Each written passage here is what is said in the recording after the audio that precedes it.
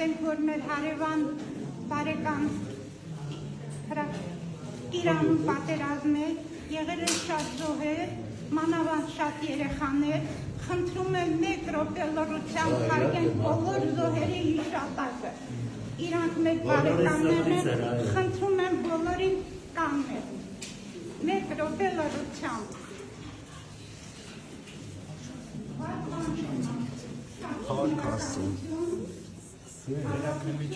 Բոլորին և մի բան եմ ասում, այսօր մեր ամսի 5 մարտի մեր սպառապետ Վազգեն Սարգսյանի ծննդյան օրը, ուզում բոլորդ շնորհավորեք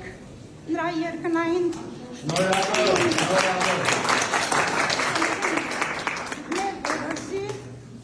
երկնային ծնունդը շնորհավոր և խնդրում եմ լույսեր միացրեք Արշակին